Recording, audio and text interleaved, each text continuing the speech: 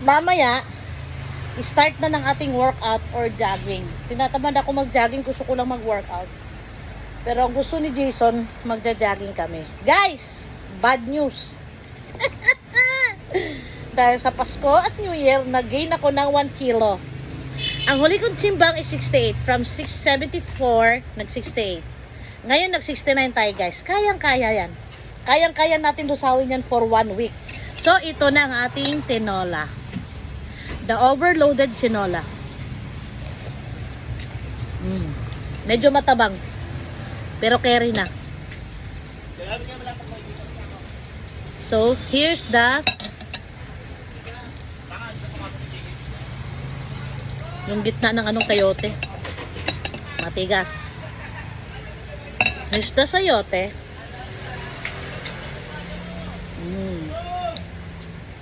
Ayan, guys. Medyo lumaki ang tiyan natin. 1 kilo ba naman ang dinagdag? Pero okay lang yan, guys. Babanat na tayo. Araw-araw na tayo, guys.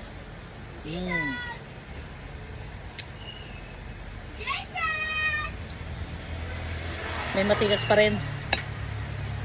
Repolyo. Konting rice.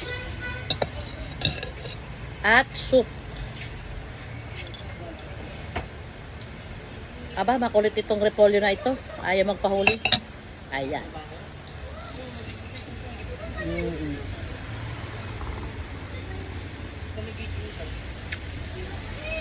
Tamang-tama ang luto ng repolyo.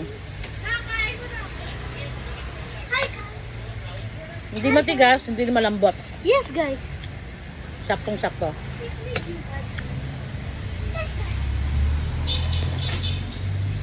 Sarap. Malinis mo, di ba? Ha? Di ba kinakain ako? Sa sobrang dami ng luya, ang sarap ng sabaw. Dala lang muna. Maanghang-anghang. What, guys? Pero yung feeling ng anghang, di siya maanghang. Yung mint siya, mint. Bisaya, yun. Tapos, kukuha tayo ng portion of, ano ba yan? Ano yan? Ano yan? Ano yan? Gami-gami ka dyan. Puro ka.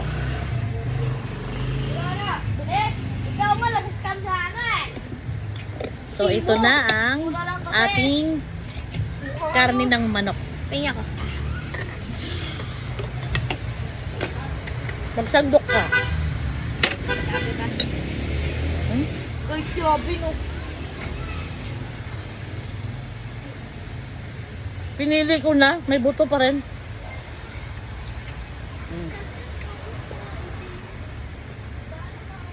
Kung diniretso ko nilo, guys, wala na. Nabulunan na ako sa buto. Sarap. So, again, pechay Tagalog or pechay green.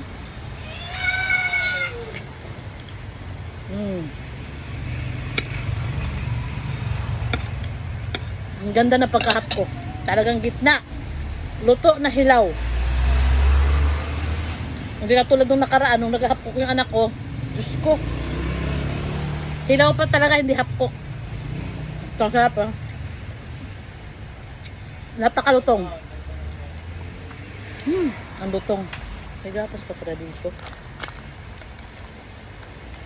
Anlin, guys, pang matanda. Ang lutong ng gulay. So, soup, malunggay, konting rice. Sarap ng tinola. Kahit medyo matabang.